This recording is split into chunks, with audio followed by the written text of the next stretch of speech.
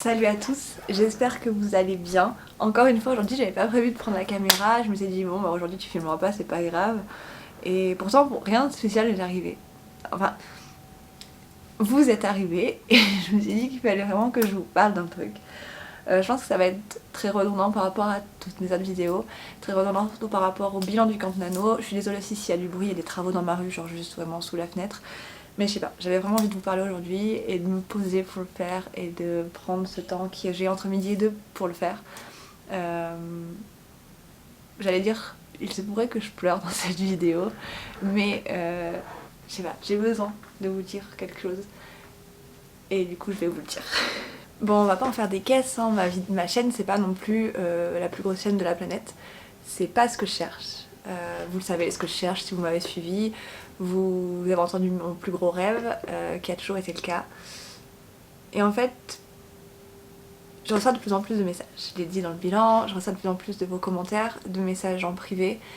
Et sur Twitter, beaucoup de gens me parlent autant de mes livres que de mes vidéos. Pour l'instant, je vais parler que des vidéos. Je sais pas comment dire.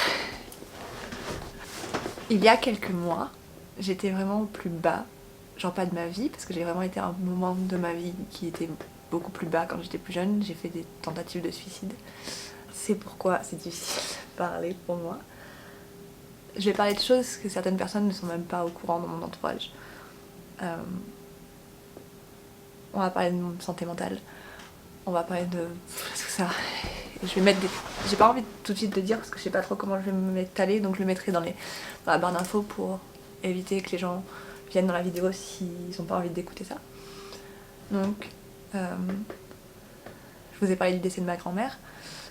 Juste quelques mois avant, il s'est passé d'autres choses dans ma vie qui a été très difficile.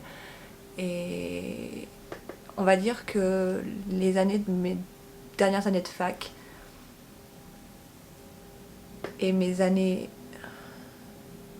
de travail, qui étaient censées être de travail juste après, ont été très difficiles.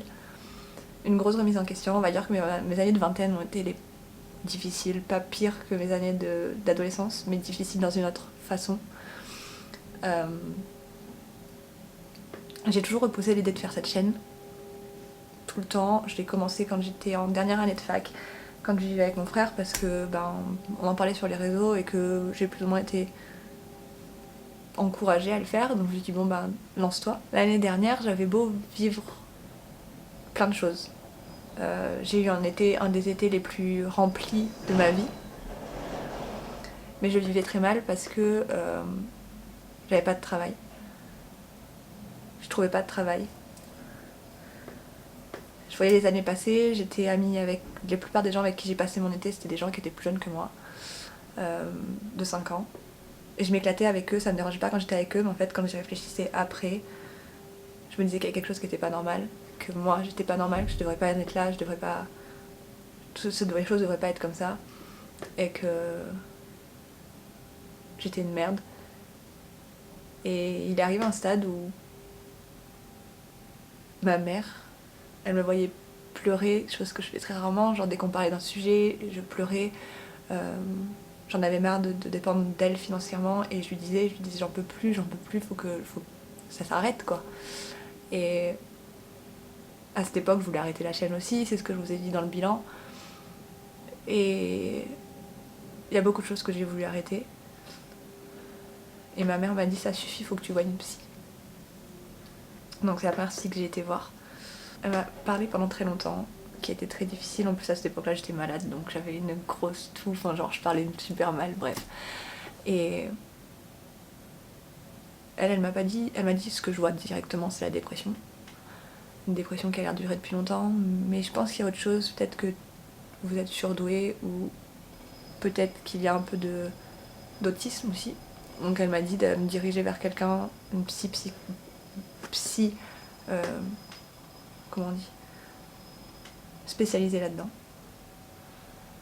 J'ai laissé traîner les choses très longtemps et au final ma psy, quand je l'ai recontactée, elle m'a jamais recontactée en échange et j'en ai parlé à un remplaçant de mon médecin traitant qui m'a indiqué notre psy, donc celle que j'ai actuellement.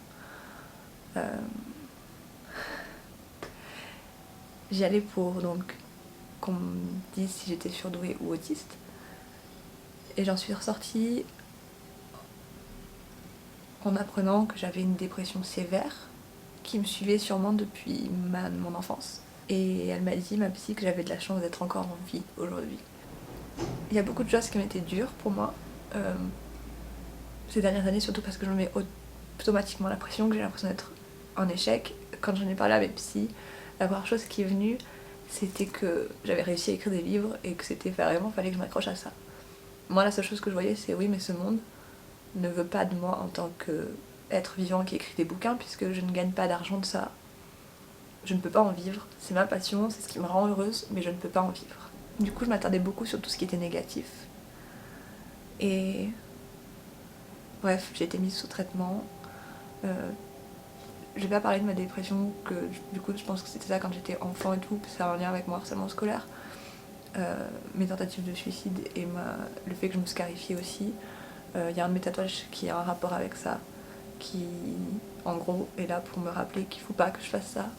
Je vous en dirai plus du coup dans la vidéo sur mes tatouages. Mais voilà, je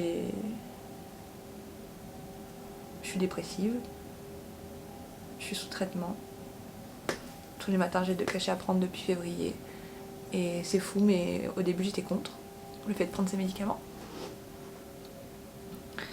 Et j'ai vu le changement très rapidement. Il y a toujours des pensées persistantes contre lesquelles j'arrive pas à lutter. Il y a eu des moments très bas où j'ai voulu recommencer à me faire du mal comme j'avais pu faire avant. Il y a des moments où des mots tournent en boucle dans ma tête où je me dis mais pourquoi tu vis? Mais je vais mieux. Et ce qui m'accroche aujourd'hui et ce qui fait que je vous en parle aujourd'hui, c'est que, encore une fois, peu importe la taille de ma chaîne, peu importe ce qu'on fait dessus, c'est un endroit où je me sens bien et chaque jour quand je vois vos messages, vos commentaires et tout, vous imaginez pas à quel point ça peut me faire du bien et à quel point ça peut me rappeler qu'en fait j'ai peut-être un petit objectif sur cette terre et que j'ai peut-être un petit but. Et en fait, les médicaments m'ont aidé à aller bien. Mais le fait que vous soyez arrivé dans ma vie à ce moment-là, j'ai des super amis, c'est pas ce que je dis, mais c'est que moi, du coup, je me sens enfin utile. Et le fait qu'on puisse en parler de tout ça, parce qu'en plus, bon, avec les amis, la famille, c'est pas pareil, on peut pas parler de la même façon. Et ça m'a beaucoup aidé. Genre, j'avais les médicaments qui m'aidaient. Et j'ai vu, enfin, les médicaments ont fait 50% et vous avez fait les 50% du reste. Je peux pas dire que je suis vraiment à 100%, mais vous voyez l'image. Et je vous remercie d'être arrivé parce qu'il y a des jours où j'ai des coups de mou et il y a toujours quelqu'un comme si vous le sentiez qui m'envoie un message pour me dire que mes vidéos lui ont fait du bien ou que vous ressentez la même chose et que ça fait plaisir de voir quelqu'un qui en parle ou plein de trucs dans ce genre. Et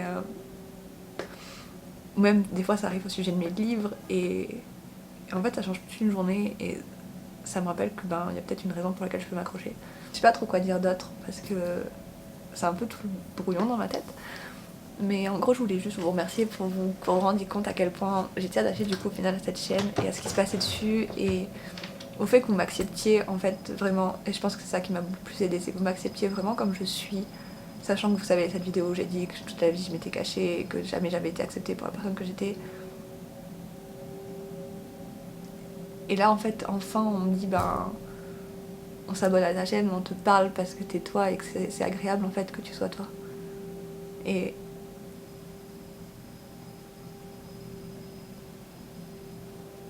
juste ça me fait du bien. Je fais cette vidéo, je sais pas si je la sortirai un jour, je sais pas, mais juste j'avais envie de vous dire que ça faisait longtemps que je m'étais pas sentie comme ça. Dans Semblable, si vous le lisez, à un moment, Violette dit que ça faisait très longtemps qu'elle n'avait pas ressenti un rire. Et c'est la première chose qui m'a mis le truc à l'oreille de me dire peut-être qu'il y avait quelque chose qui était... Enfin, peut-être que j'étais malade, parce que c'est une maladie. c'est que je me souvenais qu'à des moments quand j'étais petite, je ressentais les rires, vous savez, dans le ventre. Je me sentais vraiment rire, je les ressentais vraiment. Et qu'à partir d'un moment, c'est devenu un réflexe de mentir, de rire pour suivre le mouvement, ou de rire parce que c'était poli de rire et qu'il fallait rire, mais je ressentais pas mes rires. Et sur cette chaîne, et avec les vidéos que j'ai fait par exemple pendant le confinement avec ma maman, ça a été des moments où j'ai retrouvé un peu ce côté rire. Se dire ok, t'arrives encore à ressentir des petits trucs, et c'est cool. Parce qu'à des moments c'est effrayant de se dire on ressent plus rien du tout. On n'est plus capable de pleurer. On sait plus vraiment ce que c'est que d'être énervé. Voilà. Je sais pas si tout ce que je dis a du sens, si c'est trop cliché ou si je sais pas. Mais je tenais à vous le dire. Je pense que cette vidéo sortira d'ailleurs même sans vraiment de montage. Parce que je voulais vous dire tout ça, que vous vous rendiez vraiment compte que quand je vous dis merci, il y a beaucoup plus en fait derrière. Que quand je vous ai lu la dédicace de Semblable, il y a beaucoup plus derrière. Et que quoi qu'il arrive, je m'accrocherai à cette chaîne comme à ma vie, parce qu'en fait, elle m'a fait du bien à ma vie. Je m'accrocherai à vous, quoi qu'il arrive, et que c'est pour ça aussi que j'ai tellement envie d'avoir des échanges avec vous, parce que vous me faites me sentir bien vis-à-vis de ça, et je sais que c'est super cucu, et que... je sais même pas, genre, même moi, je pense que si je voyais une vidéo comme ça, je me dirais, mais pourquoi elle fait ça, c'est niais. Mais voilà, je voulais juste vous le dire. Il y a toujours des moments où ça va pas, mais juste, je voulais vous dire en plus que c'est normal de pas aller bien. Je vous l'ai déjà dit, mais des fois c'est juste normal d'accepter que ça va pas. Faut accepter les émotions. Accepter que ça va pas, c'est déjà faire un pas. Par exemple, ce que j'ai pu faire, un pas en allant voir une psy, que j'aurais pas fait si ma mère m'avait pas poussé à y aller. Mais c'est un pas. Et ça aide. J'y pensais pas, mais ça aide. Des fois j'ai honte de lui parler. Genre, la première chose qu'elle vous dit quand vous arrivez, c'est salut, bonjour, ça va, ou à chaque fois qu'il y a un entretien, c'est bonjour, ça va. Moi, je oui, vous aussi, et quand elle me pose des questions sur moi, j'ai envie qu'elle me donne la réponse à cette question pour elle, parce que, genre, pour moi, c'est donnant-donnant, et en fait, j'oublie que c'est une professionnelle. Et des fois, j'ai envie de lui dire, bah, et vous? Et c'est très difficile de passer outre ça, et de pas être coincée. Moi, j'avoue que première fois que je les ai vus, j'ai eu du mal, et au bout d'un moment en fait elle m'a juste dit bah dites-moi tout ce qui a pu ne pas aller dans votre vie, donc j'ai juste fait une liste et elles m'ont dit bon bah on travaillera là-dessus. Ok. Et encore à l'heure actuelle, à chaque rendez-vous elle me dit est-ce qu'il y a quelque chose de nouveau que vous voulez me dire, et à chaque rendez-vous il y a un truc nouveau que je leur sors parce que j'y réfléchis entre temps, et parce que voilà, on a le droit d'aller mal, on a le droit d'en parler, faut en parler. On a le droit d'admettre qu'on n'est pas bien. Et parce que pendant très longtemps, et c'est toujours le cas en vrai, je me suis dit que j'étais pas légitime à aller mal. Parce que j'avais rien pour aller mal. Je crois que c'est ça en vrai le plus douloureux. Parce que je suis encore un peu coincée dans cette mentalité de me dire pourquoi je vais mal alors qu'il y a tellement de gens qui ont tellement plus de raisons d'aller mal. Et pourtant, si quelqu'un me disait ça, je lui dirais, genre en le regardant droit dans les yeux, et c'est ce que je suis en train de faire du coup, en regardant droit dans les yeux, ça va faire bizarre. Il n'y a pas à hiérarchiser comment on va, il n'y a pas à hiérarchiser la dépression, il n'y a pas à hiérarchiser tu as le droit d'avoir mal et pas lui. Lui a plus mal que lui. Il n'y a pas d'échelle sur la douleur, il n'y a pas d'échelle sur la maladie. Il y a juste les personnes, leurs ressentis. Et tu as le droit de pas aller bien. Tu as le droit de l'admettre. Tu as le droit d'essayer d'en parler. Tu as le droit de chercher de l'aide. Tu as le droit d'essayer d'aller mieux. Et juste prenez soin de vous. Prenez soin de vous, osez en parler, et voilà. J'espère de tout mon cœur que vous allez bien, que cette vidéo a pu résonner en vous, qu'elle a pu vous aider, que des fois les vidéos sur ma chaîne vous aident vis-à-vis de ça. Ce que j'espère de tout mon cœur, c'est que vous ne ressentez pas ça, mais si vous le ressentez, je vous jure que vous allez aller mieux. Il y aura forcément un moment où vous allez aller mieux. Peut-être que je reviendrai sur une vidéo plus développée sur tout ça. Mais là je voulais juste vous dire mon ressenti du jour et vous dire à quel point vous avez été important pour moi. Et juste c'est un truc à chaud que je voulais vous dire. Parce que j'avais encore vu aujourd'hui des commentaires, vos commentaires. Un tweet de Cécile qui m'a fait un chaud au cœur de fou. J'ai reçu des messages sur Instagram et juste je voulais vous remercier. Vous remercier d'être aussi géniaux et d'avoir été là quand j'avais besoin que vous soyez là. Et de m'aider chaque jour. Voilà. Du coup, prenez vraiment soin de vous. N'ayez pas peur de parler de vos émotions, de parler de si vous allez bien, si vous allez pas bien. Exprimez-vous. N'ayez pas honte d'être vous. N'ayez pas honte de vos ressentis, de vos sentiments.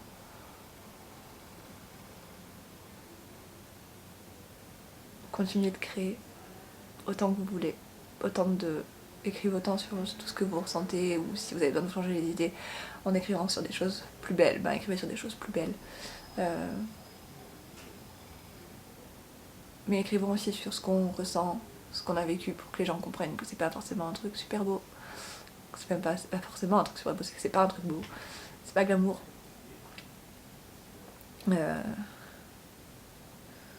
Être en larmes avec la morve-au-nez qui vous descend jusque là, à essayer de vous faire du mal, c'est pas glamour. À 9 ans, être planté devant la pharmacie de la maison, à réfléchir à quel médicament nous ferait le plus de mal, c'est pas glamour. Être dans une voiture devant une morgue, à dire à sa mère qu'on s'est scarifié durant la plupart de sa vie, et la voir être en larmes,